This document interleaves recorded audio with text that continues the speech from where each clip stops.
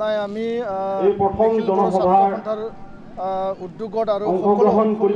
ষোল্লটাকে বিটিআৰৰ যিমান জাতি জনগোষ্ঠীৰ আমাৰ ছাত্ৰ সংগঠন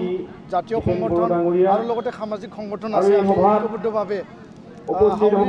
আমাৰ এই ৰাজহুৱা সভাত আমি coordination committee of BTR organisation আমি গঠন কৰা হৈছিল আৰু ইয়াৰ পিছতে আমি অসমৰ মুখ্যমন্ত্ৰী ডাঙৰীয়াক সাক্ষাৎ কৰি পেলাই এই বিটিআৰ যি নিৰ্বাচন আছে এই নিৰ্বাচনত যাতে স্বচ্ছ আৰু নিকা হয় আৰু বিটিআৰবাসী উন্নয়নৰ কাৰণে আজি আমি ইয়াতে প্ৰথমবাৰৰ কাৰণে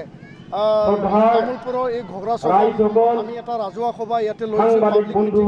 আৰু ইয়াৰ মেইন উদ্দেশ্য হ'ল বিটিআৰ শান্তি চুক্তি সম্পাদন হোৱাৰ পিছত আমি ইয়াতে অধিষ্ঠিত হ'ল পৰিৱৰ্তন লাগে আৰু সম অধিকাৰ লাগে শান্তি পৰিৱৰ্তন আৰু সম অধিকাৰ টপিক বা এজেণ্ডা প্ৰথমবাৰৰ কাৰণে এইবাৰ তামোলপুৰত আমি ৰখা হৈছে অনাগত দিনত সকলো জিলা কমিটিত আমাৰ জাতি জনগোষ্ঠী আছে একেলগে আমি এই ৰাজহুৱা সভা আয়োজন কৰা হৈছে আৰু এই সভাখন যে আয়োজন কৰিছে ইয়াৰ উদ্দেশ্য হ'ল যে আহি থকা দিনত ৰাইজক আমি সম অধিকাৰ সম উন্নয়ন আমি দিব লাগে ইয়াতে শান্তি প্ৰতিষ্ঠা কৰিব লাগিব লগতে মাটি বাৰী যিখিনি অধিকাৰৰ কথা এতিয়া বিভিন্ন বিভ্ৰান্তি সৃষ্টি কৰিছে ৰাজনৈতিক দলবিলাকে নিজৰ ৰাজনৈতিক মুনাফাৰ কাৰণে লাভালাভৰ কাৰণে এইটো ভুল পথেৰে মানে অপপ্ৰচাৰ কিন্তু চলাই আছে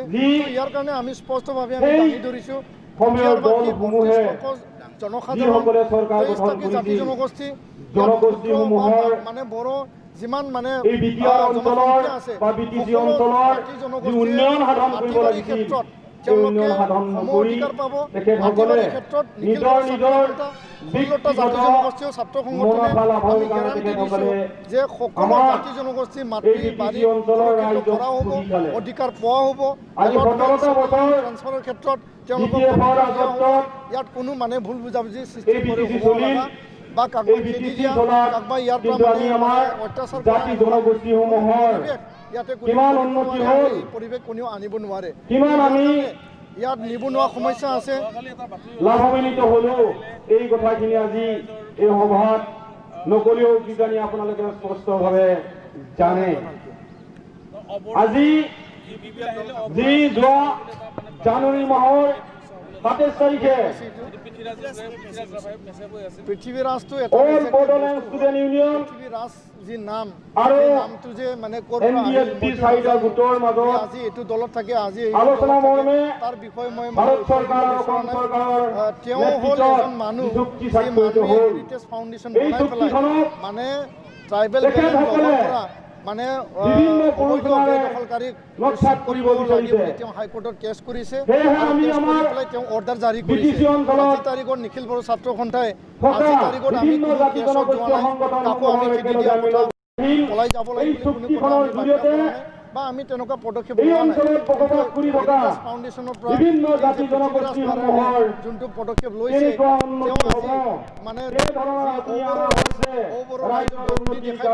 তেওঁ আকৌ পুনৰ কৈছে যে মানে 60 সংখ্যক মানে ওপৰৰ ৰাইজে ইয়াৰ পৰা খেদিব লাগিব আচলতে ওপৰৰ ৰাইজ ট্ৰাইবেলসকলে তেওঁলোকে মানে ভালকে বুজা উচিত বা পৃথিৱীৰাজ নাৰায়ণৰ কথাত কোনেও ভুল নাযায় ইয়াৰ বিষয়ে ক'বলৈও মই বিচৰা নাই কাৰণ ইয়াৰ যি মানে যিখিনি বকনি ইয়াৰ দিব বিচৰা নাই কিন্তু ৰাইজে চিনি লওক পৃথিৱীৰাজ আজি যি কথাটো কৈছে তেওঁ খেদিব লাগে তেওঁ মানে এভিকশ্যন কৰিব লাগে তেওঁহে কেছ কৰি পেলাই হেৰিটেজ ফাউণ্ডেশ্যনৰ কিন্তু আজি তাৰিখত তেওঁ আনক মানে আঙুলি টুৱাই পেলাই যিবিলাক প্ৰশ্ন কৰিছে আচলতে তেওঁ মানে কাৰ হৈ কাম কৰিছে কোন দলৰ হৈ সি বিক্ৰী গৈছে এইটো তেওঁ ভাল হয় বুলি আমাৰ কথা হ'ল বিটিআৰবাসীক যিমান এই কথা ক'ব বিচৰা নাই আমাৰ কথা আজিৰ মূল উদ্দেশ্য হ'ল যে বিটিআৰবাসী যিমান আমাৰ জনসাধাৰণ আছে তেওঁলোকৰ জীৱন আৰু সম্পত্তি নিৰাপত্তা দিব লাগে মাটি বাৰী সুৰক্ষিত কৰিব লাগে নিৰাপত্তা দিব লাগে আমাৰ যুৱক যুৱতীসকল যিবিলাকে শিক্ষিত হৈ আছে এটকা পইচা ঘুচ নিদিয়াকৈ যোগ্যতাৰ ভিত্তিত দৰিদ্ৰ দুখীয়া ৰাইজৰ যিখিনি ল'ৰা ছোৱালী আছে যোগ্যতাৰ ভিত্তিত সকলোৱে চাকৰি বাকৰি পাব লাগে শান্তি চুক্তিৰ যোগেদি ইয়াতে 4খনকৈ বিশ্ববিদ্যালয় 4খন মেডিকেল কলেজ আৰু বিভিন্ন অনুষ্ঠান প্ৰতিষ্ঠান পাইছোঁ অহা 5 বছৰত ইয়াত 50,000 চৰকাৰী চাকৰি ইয়াত ওলাব তাৰ লগতেও আমি এটা পদক্ষেপ লৈছোঁ ভোকেশ্যনেল ট্ৰেইনিং স্কিল ট্ৰেইনিং বা বিভিন্ন সংস্থাপনৰ যোগেদি কমচে কম 5 লাখ নিবনুৱা যুৱক যুৱতী যিবিলাকে নেকি হাৰিয়ানা গুজৰাট তামিলনাডু কেৰেলা বেংগলোৰ কাম কৰিব যায় তেওঁলোকে আমাৰ অঞ্চলতে কাম কৰি পেলাই যাতে এটা জীৱন নিৰ্বাহ কৰিব পাৰে বা ভাল এটা মানে তেওঁলোকে উপাৰ্জন কৰিব পাৰে তাৰ কাৰণে আমি লক্ষ্য আৰু উদ্দেশ্য ৰাখিছোঁ শান্তি প্ৰতিষ্ঠা হ'ব লাগিব সম অধিকাৰ সম উন্নয়ন হ'ব লাগিব মাটি বাৰী সুৰক্ষা হ'বই লাগিব আৰু ইয়াত সকলো জাতিক ভাতৃত্ববোধ সমন্বয় আৰু এই মানে যি মিলাপ্ৰীতি মানে